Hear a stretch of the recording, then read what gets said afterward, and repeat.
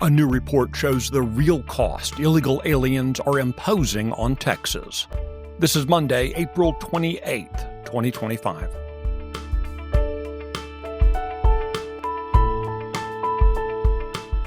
Texas Scorecard presents the day's first news for the Lone Star State, the Texas Minute, with your host, Michael Quinn Sullivan.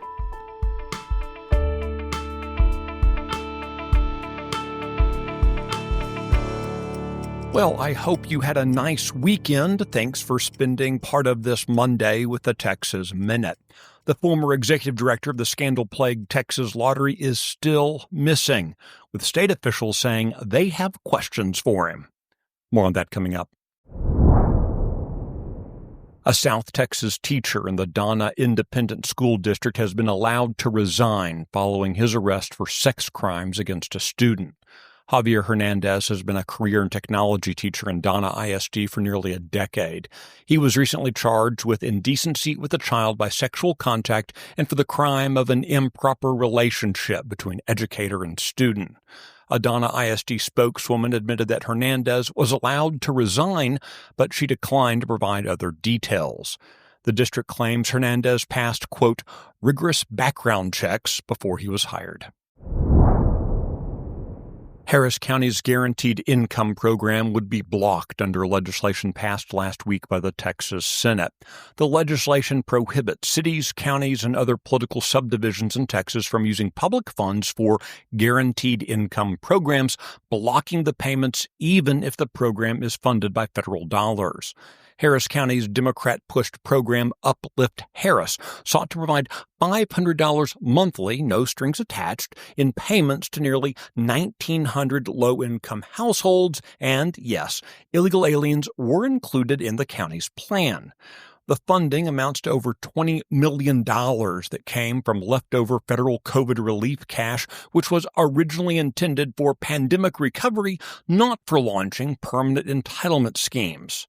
Attorney General Ken Paxton led the charge against those efforts, with the Texas Supreme Court agreeing to block them. The court noted that it had, quote, serious doubts about the constitutionality of Harris County's program. The lottery ticket reseller Lotto.com is now suing the Texas Lottery Commission over recently contemplated rule changes that ban the online sale of lottery tickets.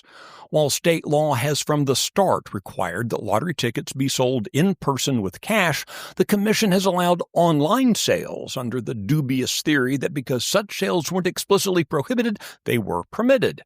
After abuses and claims of foreign money laundering schemes have been exposed, the commission is now looking to get their rules in line with legislative intent. The company is suing over the changes which would end its business model. The lawsuit makes it clear that state officials enticed these resellers to come into Texas. For example, in 2023, Texas was the first state in which Lotto.com offered a, quote, digital scratch product featuring the nonsensically labeled digital latex. So, yeah, they aren't even pretending to abide by the clear intent of state law. Before we break away, Lieutenant Governor Dan Patrick said on Friday that the scandal-plagued Texas Lottery's former executive director still has not turned up, despite there being a lot of questions for him. Gary Grief abruptly resigned as the commission's executive director a year ago as the scandals were first coming to light.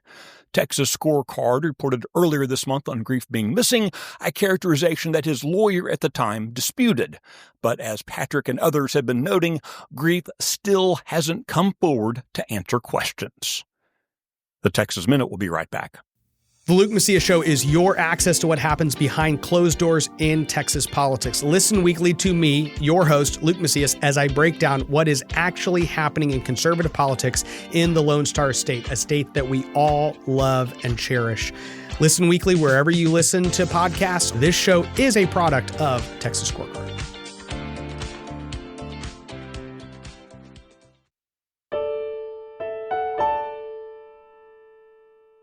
Last year, Governor Greg Abbott ordered the Texas Health and Human Services Commission to gather from state hospitals the cost of providing services to illegal aliens.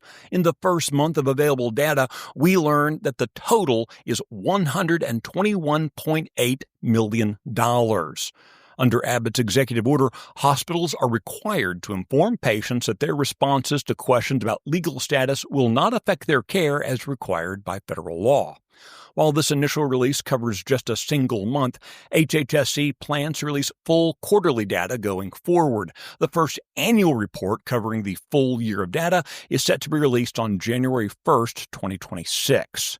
You might recall that back in 2021, Attorney General Ken Paxton estimated that Texans were already paying between $579 million and $717 million per year in uncompensated care for illegal aliens.